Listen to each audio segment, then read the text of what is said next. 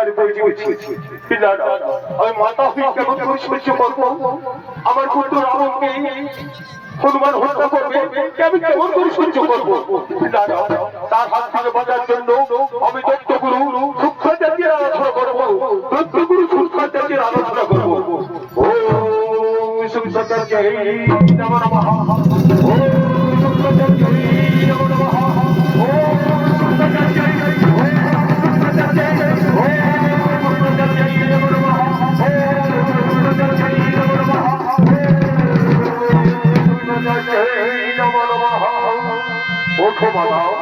তোমার আরাধনায় আমি সন্তুষ্ট হয়ে চলতে এসেছি মাতা। গুরুদেব, গুরুদেব, আপনি যদি আমার আরাধনায় সন্তুষ্ট থাকেন তাহলে ভক্তগুলো প্রাণ গ্রহণ করুন গুরুদেব। কোথাও মঙ্গল হোক, মঙ্গল হোক মাতা। বড় মাতা, তোমার আরাধনায় আমি সন্তুষ্ট হয়েছি, তুমি তোমার ইচ্ছা মতো বর চেয়ে দিতে পারো।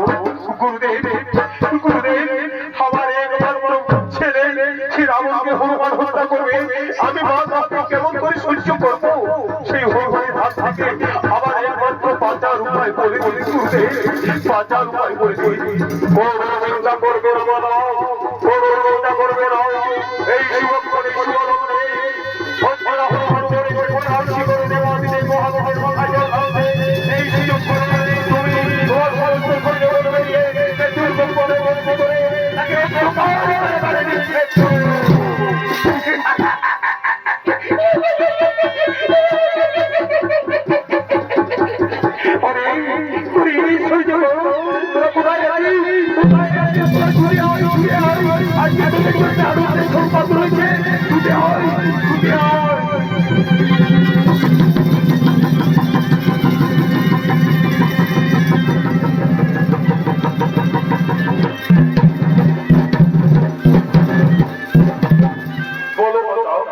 কিসের কারণে করিয়াছি স্মরণ? হরে হরে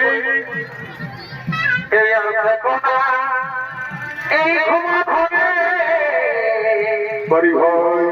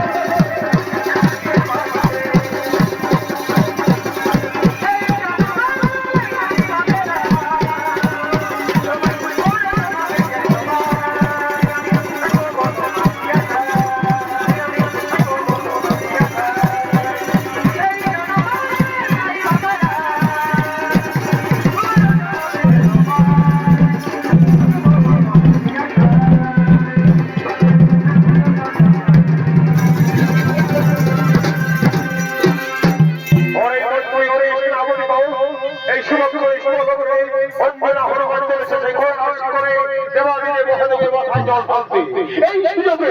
এই সুযোগ সিন্ধুর গল্পে অঞ্জনা হনুমানকে বন্দী করে অন্ধকার কারাগারে নিক্ষেপ করবো। চলো সেই দুর্গ করতে।